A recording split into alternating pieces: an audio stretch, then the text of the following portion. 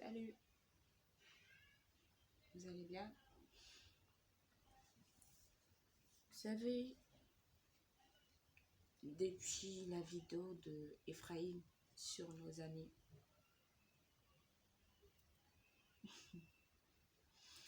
je me suis rappelée de quelque chose. Je retrouvais un de mes potes un jour et de façon hasardeuse, hein, je ne vous dis pas. On marchait dans la rue tous les deux et puis moi j'étais super énervée et pressée d'aller quelque part. Et on s'est... Ouais. Et là on s'est rencontrés. On s'est bousculés et on s'est retourné, on s'est regardé. Là tout de suite il m'a reconnu. Il a crié mon prénom. Je l'ai regardé. J'ai mis du temps avant de le reconnaître. J'ai mis assez de temps. Ce jour-là, je ne sais pas pourquoi, d'habitude, c'est rapide. Quand je te vois, automatiquement, je sais peut-être comment tu m'as appelé, je sais où on s'est connus et tout. Mais ce jour-là, non, je pense que je n'avais pas la tête assez longue. Mais quand je suis automatiquement, c'était les accolades, les rigolades, les fous rires.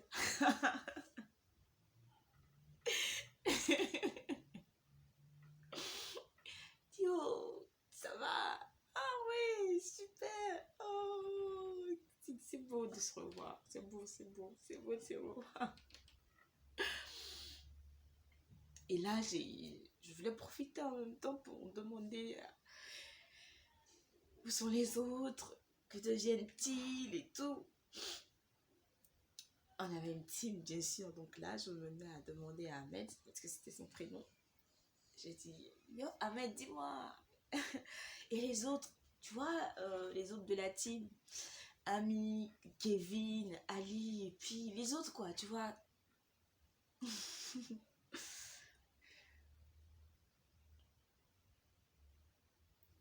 Silence.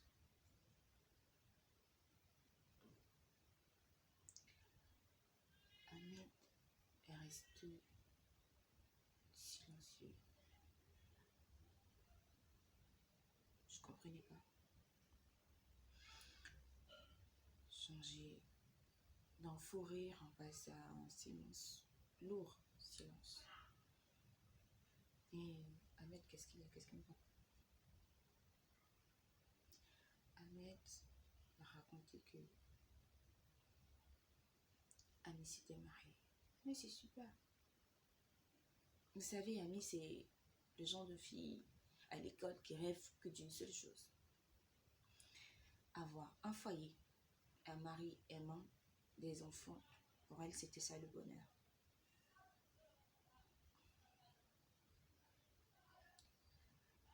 Ami est mariée, mère de 2 enfants. Elle vit dans un foyer hostile. Ami se fait battre par son mari. Il l'insulte comme il veut. Il peut faire des jours dehors et rentrer quand il veut, et quand il rentre, elle n'a pas le droit à la parole.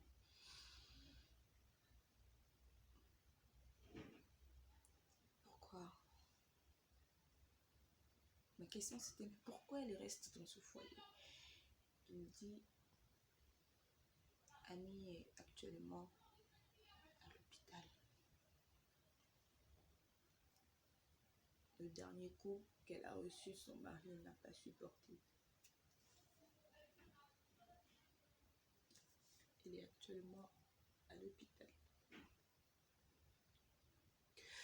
Elle se bat.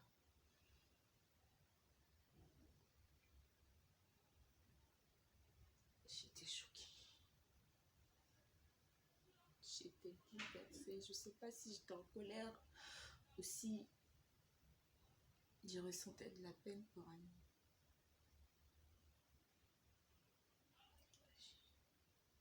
J'ai fait un grand souffle. J'ai dit, j'espère qu'elle va s'en sortir.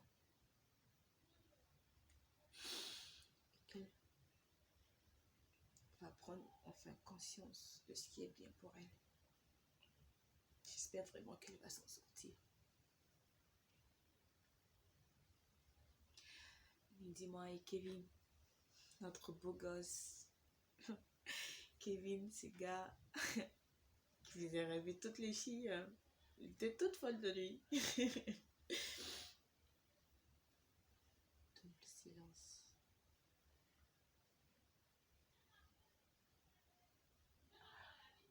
C'est fort. C'est fort. C'est très, très, très douloureux ce que j'ai entendu. Je crois que retrouver Ahmed, je pense que lui-même, il avait pensé que cette journée allait être ainsi.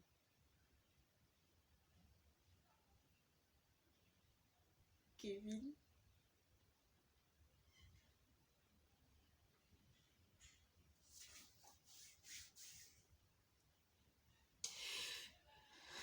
Kevin était mort il y a de cela une semaine. Kevin avait été empoisonné. En fait, l'histoire, c'est que Kevin est allé dans un bar avec ses potes. Comme d'habitude, chaque samedi, il sortait. Et après un dernier verre, il est resté.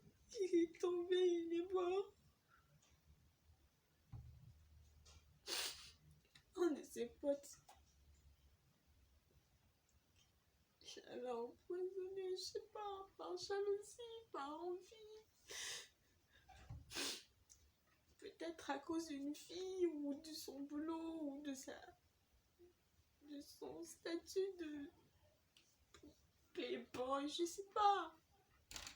Mais il est resté, il s'est plus relevé, il est mort.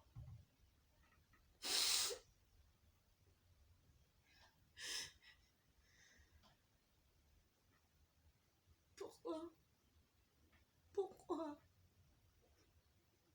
C'était terrible.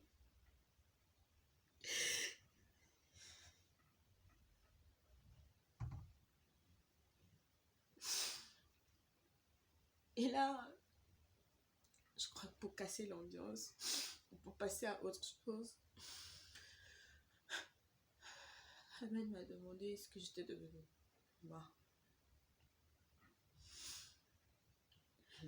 l'une des meilleures élèves de la promotion,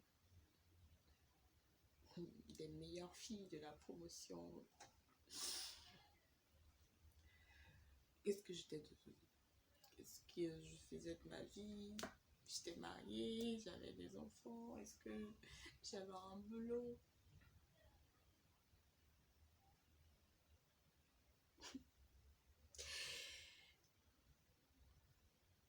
Non. Je continue les études. Je suis diplômée, j'ai un master en communication. Je suis à la recherche d'un boulot. Ouais. Je cherche toujours du boulot.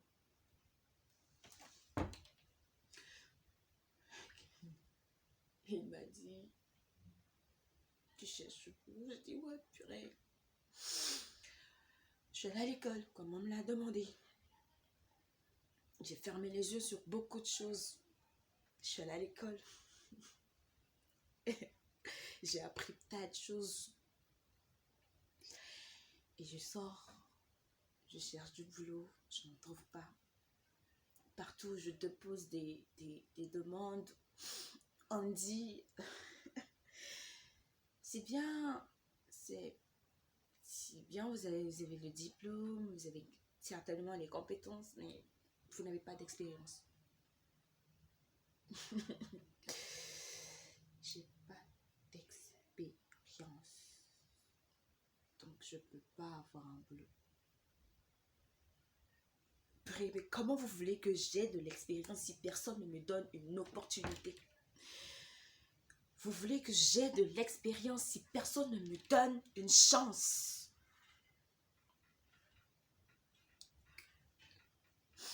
Mon père n'a pas une entreprise. Non, non, non, non. C'est vous.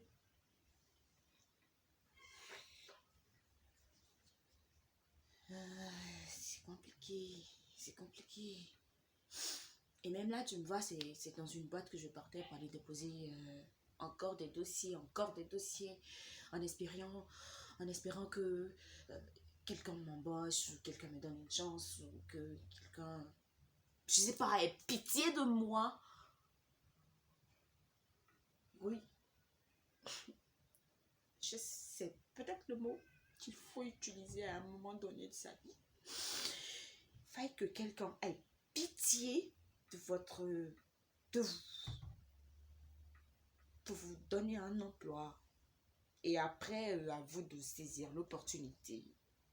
Maybe c'est tout ce que je demande. Ahmed était désolé pour moi. Il était désolé. J'étais en colère. Et je lui ai dit comme ça, par contre toi, qu'est-ce que tu fais?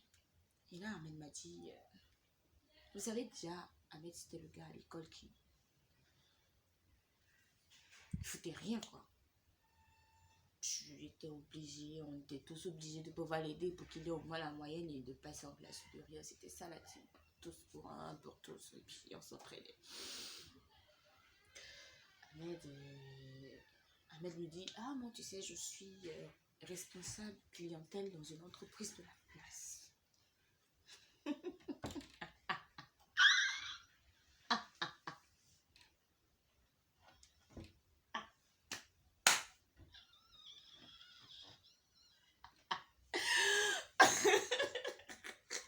Oh la bonne blague. Ouais, c'est ça, blague. Ouais. Toi.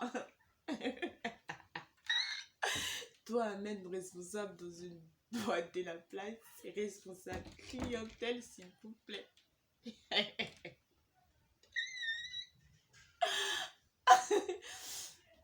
Eh, sérieusement, dis-moi. Soyons plus sérieux, quoi. Qu'est-ce que tu fais? Ah, je suis responsable clientèle dans une boîte de la place. Pourquoi tu ris? Genre, c'est improbable.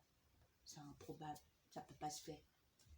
Il était énervé, mais il était vénère. Mais je comprenais pas pourquoi il était vénère. Non, je ne comprenais pas pourquoi il s'énervait. Yo, gars, tu parles pas à une personne que tu ne connais pas.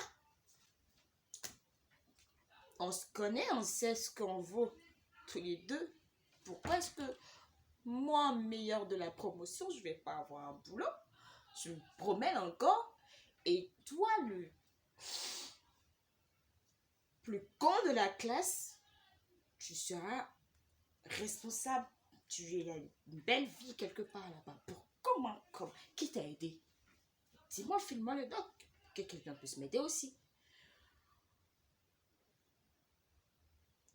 Je crois qu'il n'a pas apprécié. Il s'est énervé, on s'est chamaillé. Et puis après, je me suis excusée. Je crois que je me suis laissée emporter par la colère, la rancœur. Ouais, c'est pas de ma faute. Ouais, regardez-moi, insultez-moi, dites que je suis pas bien, je suis folle, je sais pas. Mais oui, ma réaction est normale. Je suis pas la seule dans cette situation. Non, non, non, non, ne me regarde pas comme ça. Je suis pas la seule. Ouais, je suis pas la seule à penser comme ça. Quand on est à l'école, quand on est premier de classe ou deuxième, quand on fait partie des meilleurs de l'école, il est tout à fait normal que dans la vie réelle, ça se passe comme ça. Ouais. En fait, c'est ce qu'on pense pas. C'est ce qu'on se dit.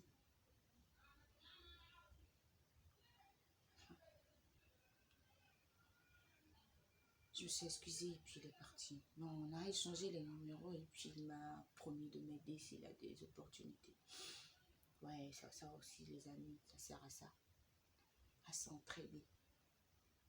Ouais. Après, quand je suis rentrée à la maison, je me suis dit,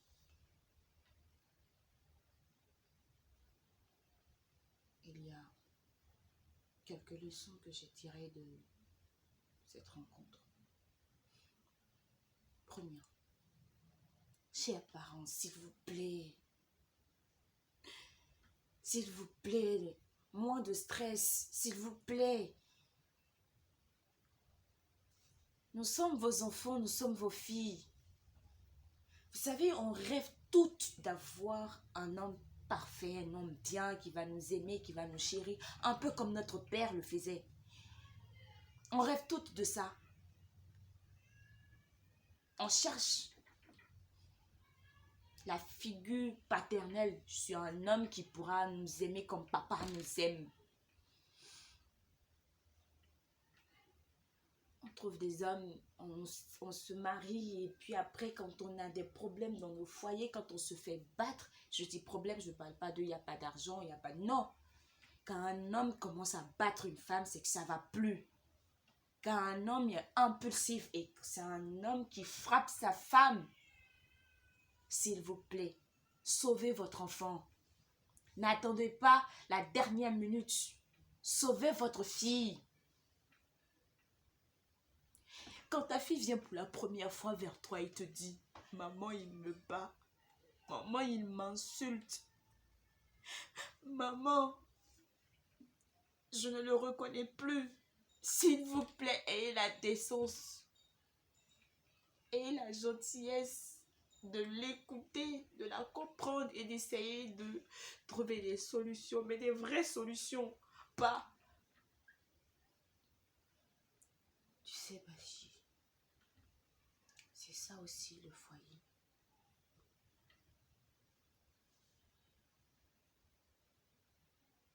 Comprends-le, essaie de savoir pourquoi il est devenu comme ça. Assume, encaisse, c'est ça être une femme. Mais non, purée, arrêtez, bon sang. Nous ne sommes pas des tam-tams. On ne peut pas taper à tout bout de champ sur nous parce qu'il ne se sent pas bien, ou il a bu, ou il ne sait pas quoi. Aidez-nous. Ne nous livrez pas.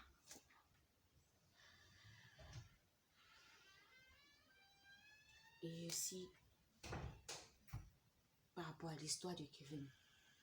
Et les gars, aimons-nous, mais protégeons-nous.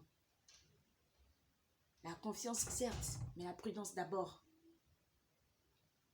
Tu ne sais pas qui est ton ami. En réalité, tu ne sais pas. Ismaël Isaac a chanté, un vrai ami, c'est celui avec qui on se lève, on dort ensemble, on boit ensemble. Ok! Mais c'est plus ça. Vous pouvez dormir ensemble, vous pouvez manger ensemble, vous pouvez vivre les histoires les plus improbables ensemble. Mais le mec, il peut te trahir. La meuf, elle peut te trahir.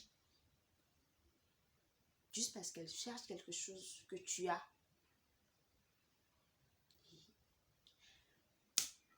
Ça part en couille.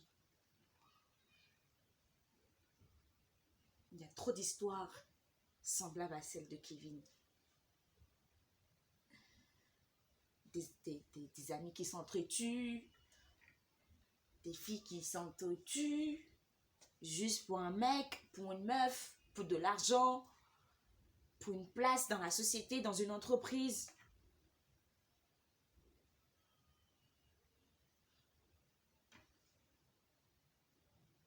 Prudence, les gars. Prudence. Et à toi qui m'écoutes, ce n'est pas parce que tu as été premier de classe que tu penses que tu es le meilleur.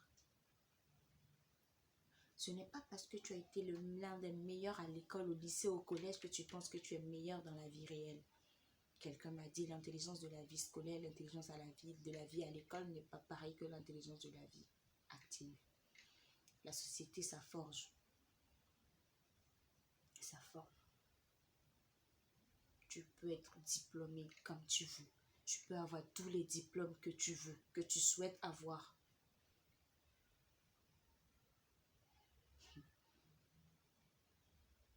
Mais bon, si tu n'as pas d'expérience, gars, tu seras sur le carreau, sur le tapis. On fait tous, on a tous vécu jusqu'à ce que quelqu'un d'autre nous donne une chance ou qu'on change carrément d'option. Qu'on trouve une autre option pour se sentir à l'aise là-bas. Trouve-toi ta passion et vis-la. Si quelqu'un te tend pas la main, te donne pas ta chance, crée ta chance, trouve ta chance.